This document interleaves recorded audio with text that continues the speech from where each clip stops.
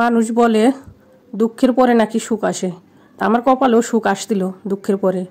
কে জানো কে কেড়ে নিল নিজেও বুঝতে পারলাম না। আর শখ করে স্বামীর জন্য রান্না করলাম, কেন স্বামী খেলো না সব কিছু বলবো বিস্তারিত ভিডিওতে। আসসালামু আলাইকুম, কেমন আছেন সবাই? আলহামদুলিল্লাহ, আল্লাহর অশেষ রহমতে আমিও ভালো আছি। তো যাই হোক, এই যে আমি রান্নার সব কিছু রেডি করে নিচ্ছিলাম। রান্না করব হচ্ছে যে ডাটা আলু দিয়ে আর তেলাপিয়া মাছ দিয়ে। আর ডাটা শাকগুলো যে কচি কচি যে শাকগুলো আছে ওইগুলো টাকা দিয়ে কিনে নিয়ে কেন ফেলে দিব বলেন? যে সবজির দাম, আর ফেলেই বা দিব কেন? এত সুন্দর একটা শাক, দেখতেই পারতেছেন কত সুন্দর। কেটে ধুয়ে একেবারে পরিষ্কার করে নিলাম, মাছগুলোও ভালো মতো ধুয়ে রাখলাম। এরপরে আর কি নুন হলুদে ম্যারিনেট করে রেখে দিছি। আর হচ্ছে এই যে পেঁয়াজ মরিচ আর রসুন শাকের জন্য, যেহেতু রসুন ছাড়া শাক মজা না, তো সেক্ষেত্রে কিন্তু আমি রসুনও কেটে নিলাম 2টা।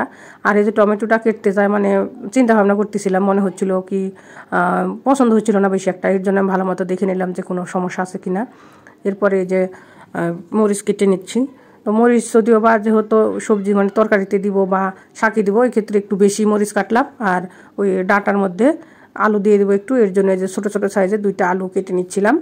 যে শুধু ডাটা তরকারি কিন্তু অতটা বেশি ভালো লাগে না, মনে হয় একটু আলু দিলেই ডাটার মধ্যে বেশি ভালো দেখা যায়, খেতেও ভালো লাগে। আর আলু তো আমার খুবই প্রিয় খাবার, কিন্তু আমার নাকি বলে আলু খাওয়া যাবে না, আলুতে বেশি ফ্যাট এবং ওইটাতে নাকি ওয়েট বাড়ে যায়। তো সেক্ষেত্রে আর কি আমি আলুটা যদিও বা কম খাওয়ার ট্রাই করি, তো টুসু বাবা বলে যে অল্প দিও, আমি খাবো। তো এর জন্য আর কি আমি অল্প বিস্তর দিলে দিই, না দিলে না দিই। যদিও বা এখন বেশি একটা আলু খাওয়া হয় না। আগে তো বেশি খেতাম, আমরা পরিবারে 2 জন লোক আলু খেতাম, প্রতি মাসে 5-7 কেজি করে আলু লাগতো। তো যাই হোক, এখন যদিও বা কম খাই, এখন মনে হয় যে 5-7 কেজি আলু খাইতে গেলেও 2-3 মাস লাগে। আর এই যে শাকগুলো ভালো করে পেঁয়াজ মরিচ আর রসুন তেলে ভেজে নিয়ে এরপরে যে শাকগুলো দিয়ে ভালো মতো সেদ্ধ করে নিচ্ছিলাম।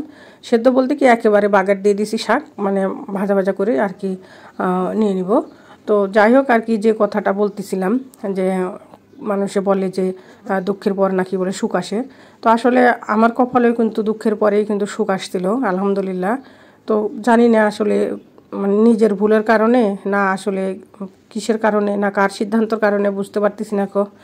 এখন যদিও বা অবস্থাটা অনেক বেশি খারাপ, যদিও মানুষের কিন্তু উপর দেখে কিন্তু ভিতর কিন্তু বোঝানো যায় না যে আসলে তার ভিতরে কি আছে বা কি সমস্যা বা কি চলতেছে, এটা কিন্তু কেউ বলতে পারে না যত সময় সে না বলে। তো আর আমি চাই না যে আমার বিষয়গুলো নিয়ে অন্যের কাছে বলা বলি করি বা সেই কথাটা নিয়ে মানুষ হাসাহাসি করুক।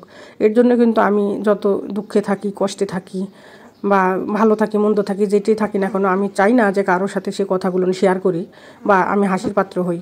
তো আমার হাজব্যান্ডও আর কি একই ধরনের লোক, সেও আর কি খুব চাপা স্বভাবের। সেও নিজের ব্যক্তি বিষয়গুলো বেশি মানুষের সাথে শেয়ার করার চেষ্টা করে না, যেটা আর কি না করলেই নয়, সেই পর্যন্তই।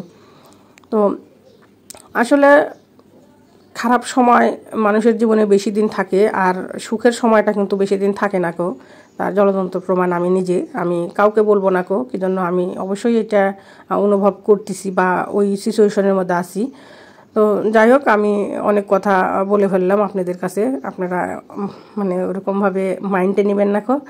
যাই হোক, আর কি কথা বলতে বলতে আর কি অনেক সময় মনের আবেগেও কিন্তু কিছু কথা বলা হয়ে যায়। তো অনেক কিছু বলে ফেলছি। তো বলতে বলতে আমার এই যে রান্নাটা প্রায় অনেকটাই হয়ে গেছে, যেহেতু শাক হয়ে গেছে এবং তরকারিটাও রান্না করতেছি। তো ভালো মতো আর কি তরকারিটা ভালো কষায় নিয়ে এই যে এখন একটু ঝোল দিয়ে দিব পরিমাণ মতো। তো আমি তো সবসময় বরাবর বলে আসি যে আমরা কিন্তু ঝোল তরকারি ঝোলটা খেতে বেশি পছন্দ করি। এর জন্য আর কি একটু ঝোলের পরিমাণটা সবসময় আমি বেশি দিয়ে থাকি। আর এই যে ভেজে রাখা মাছগুলো এখন দিয়ে দিলাম। আর মাছ ভেজে রাখলে কিন্তু দেখবেন ওইখান থেকে কিন্তু একটু পানি বা তেলের মতো এগুলো বের হয়ে আসে, আমি ওইটাও আর কি দিয়ে দিলাম, ফেলে দেই নাই। আর এই যে আমার তরকারিটা প্রায় হয়ে আসছে এখন। তো আর দেখেন তরকারিটার কত কালার, এত তরকারিটা খুবই জোশ হয়েছিল, খুব মজা ছিল। আর এই যে দেখেন ফাইনাল লুক আমার রান্নার। আর আমার হাজব্যান্ড যেটা বলছিলাম, ও তেলাপিয়া মাছ খাবে না এর জন্য শুধু সবজি খাইছে, ডাল শাক আর আগের তরকারি ছিল ওইটা। সবাই ভালো থাকবেন, আসসালামু আলাইকুম।